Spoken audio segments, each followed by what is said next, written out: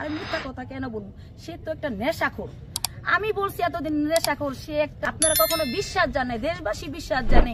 ওই ইকরা নামের মেয়েটা যখন বললো তখনও আপনারা বিশ্বাস জানে। ওনার মুখের লুক দেখে ওনার কথাটি আপনারা বিশ্বাস জান। আমি কিসের জন্য ওনারা লাল পানি টাল পানি খাই আমি করবো? উনি আমার সাথে অপরাধ করছে, জুলুম করছে, এর জন্য উনি অনেক নেশা করছে, এর জন্য নেশা করে উনি ঘুমাইছে। তারপরে আমি 4টা বাজে কাটতে আমি নিজে থানায় আমি ফাঁড়ি দিছি, ফাঁড়ি থেকে। ইকরা এবং জুনিয়র সাকিবের বিয়ে আসলে কি হয়েছিল সেটা আপনাদের আজকে আমি খোলাসা করে দিব। শিখা বলতে গেলে সাকিব এখন হিজলা। আমি শিখাকে সেলুট জানাই যে ও যে কাজটা করছে একেবারে সঠিক কাজটা করছে ওর জায়গায়। আসসালামু আলাইকুম বন্ধুরা, আশা করি সবাই ভালো আছেন। আল্লাহর অশেষ রহমতে আমিও ভালো আছি। শুরুতে যে ভিডিওটি দেখলেন, আজকের ভিডিওটি খুবই গুরুত্বপূর্ণ। আশা করি শুরু থেকে শেষ পর্যন্ত আমাদের সাথেই থাকবেন। বাংলাদেশের অনলাইন জগতের ভাইরাল মুখ, পরিচিত মুখ জুনিয়র সাকিব ও তার স্ত্রী শিখা, তাদের ভিডিও কন্টেন্ট দেখে অনেক জনপ্রিয়তা ছিল অনলাইনে। হঠাৎ করে আমরা প্রায় 9 মাস আগে দেখেছি যে এই জুনিয়র সাকিবের টুনটুনি কেটে দিয়েছিলেন তার স্ত্রী শিখা, এবং সে কারণে কিন্তু তিনি জেল হাজতে ছিলেন। টানা 9 মাস তিনি জেল হাজতে থাকার পর জামিন লাভ করেন। জামিন লাভ করে বেরিয়ে এসেই তিনি খুবই গুরুত্বপূর্ণ তথ্য দিয়েছেন যে কি কারণে জুনিয়র সাকিবের এই টুনটুনি কেটে দিয়েছেন এবং কি কি অপরাধ তিনি করেছেন যে কারণে তিনি বাধ্য হয়ে জুনিয়র সাকিবের টুনটুনি কেটে দিয়েছেন। এই ব্যাপারটি আমরা এবার সরাসরি তার মুখ থেকে শুনবো। এছাড়াও সেই সময় জুনিয়র সাকিবের পাশে ছিলেন জুনিয়র মিশেও কিন্তু এখন সাকিবের বিপক্ষে চলে গিয়েছেন, এবং সাকিবের কি কি কারণে বিপক্ষে গেছে সেগুলোও তিনি ক্লিয়ার করেছেন। তার বক্তব্যটিও শুনবো। এবং এই জুনিয়র সাকিবের টুনটুনি কাটার পর তারকে ভালোবেসে বিয়ে করেছিলেন বা তার কাছে এসেছিলেন ইকরা নামের ওই মেয়েটি কিন্তু তার মায়ের সাথে পরবর্তীতে চলে যান। প্রথমে তিনি জানিয়েছিলেন যে জুনিয়র সাকিব, অনেকেই বলেছেন জুনিয়র সাকিব আর স্বাভাবিক জীবনে ফিরতে পারবে কিনা, তিনি দাবি করেছিলেন ফিরতে পারবেন, এবং ইকরাও বলেছিলেন। পরবর্তীতে ইকরা যখন তার মায়ের সাথে চলে যায় তিনি দাবি করেন যে তিনি আর আসলে জুনিয়র সাকিব আর স্বাভাবিক জীবনে ফেরার মতো অবস্থায় নেই বা সংসার করার মতো অবস্থায় নেই। এর পরবর্তীতে সে ইকরা যাওয়ার পরে আরেকটি মেয়ে আসে তার কাছে, তিনি দাবি করেন যে তিনি জুনিয়র সাকিবকে ভালোবেসেন এবং জুনিয়র সাকিবের সাথে থাকতে চান। পরবর্তীতে সেই মেয়েকে আর দেখা না গেল। এবার জুনিয়র মিশের সাথে এসে তিনিও বলেছেন জুনিয়র সাকিব সম্বন্ধে যে জুনিয়র সাকিবের যে বর্তমান অবস্থা তাতে জুনিয়র সাকিবের পক্ষে কখনোই আসলে স্বাভাবিক জীবনে ফিরে যাওয়া সম্ভব না, বা তার টুনটুনি দিয়ে আর কখনোই কোনো কাজ হবে না, সংসার জীবনে তিনি ফিরে যেতে পারবেন না। আমরা তিনজনের বক্তব্য শুনবো। শুরুতেই আমরা শুনবো যে জুনিয়র সাকিবের সেই স্ত্রী শিখার বক্তব্য। আর মিথ্যা কথা কেন বলবো? সে তো একটা নেশাখোর। আমি বলছি এতদিন নেশাখোর, সে একটা, আপনারা কখনো বিশ্বাস জানে, দেশবাসী বিশ্বাস জানে। ওই ইকরা নামের মেয়েটা যখন বললো তখনও আপনারা বিশ্বাস জানে। ওনার মুখের লুক দেখে ওনার কথাটি আপনারা বিশ্বাস জান। আমি কিসের জন্য ওনারা লাল পানি টাল পানি খাই আমি করবো? উনি আমার সাথে অপরাধ করছে, জুলুম করছে, এর জন্য উনি অনেক নেশা করছে, এর জন্য নেশা করে উনি ঘুমাইছে। তারপরে আমি 4টা বাজে কাটতে আমি নিজে থানায় আমি ফাঁড়ি দিছি। ফাঁড়ি থেকে যখন আমি থানায় যাবো 1.5 ঘন্টা পরে, তারপরে যখন ওনারা ছবি টুপি তুললো, আমার বাসায় 100 যাইতেছে, আমি আবার বলতেছি আমার থানায় নিয়ে যান, আমি বাসায় যাবো না। সিনজি করে যখন আমার থানায় নিয়ে যাইতেছে তখন শাকিলে কিভাবে অ্যাক্টিং করে আসতেছি একটু দেখেন, আর আমি কি পোস্ট লিছি সেটা আপনি একটু দেখাই। ঠিক এভাবে এমন করে যখন আসতেছে ল্যাংরা, তখন আমি সিনজিতে দেখে বলতেছি স্যার ও যে আমার স্বামীরে বাঁচান, ব্লিডিং হয়ে মারা যাবো স্যার আপনাকে বাধা দিচ্ছি। সিনজিতে আমি লাভ দিছি।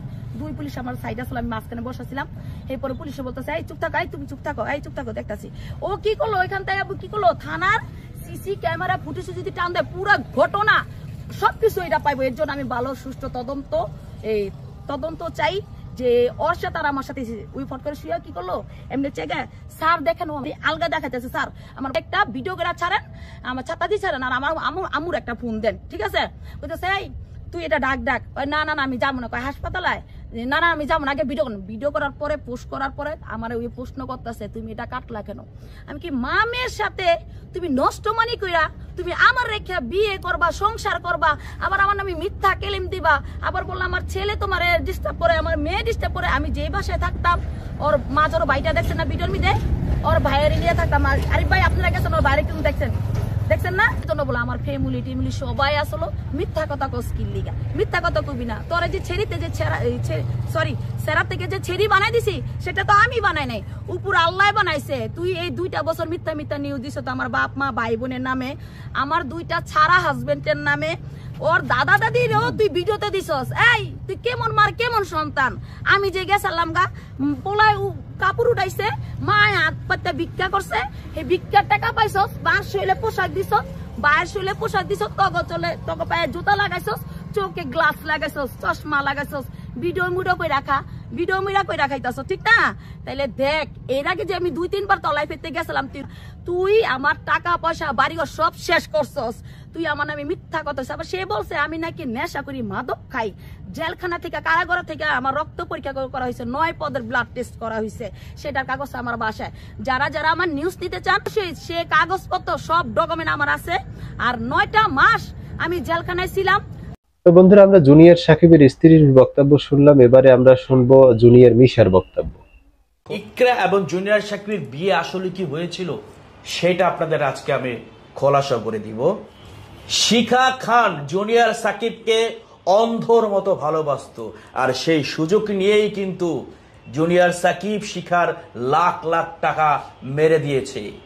সেই দুঃখে কষ্টে এবং তার প্রিয় মানুষটা যখন অন্যের সাথে কথা বলে, অন্যের সাথে যখন ভিডিও করে বা অন্যের সাথে যখন খারাপ কাজে লিপ্ত থাকে, তখন যে মানুষটা ভালোবাসে তার কি করা উচিত?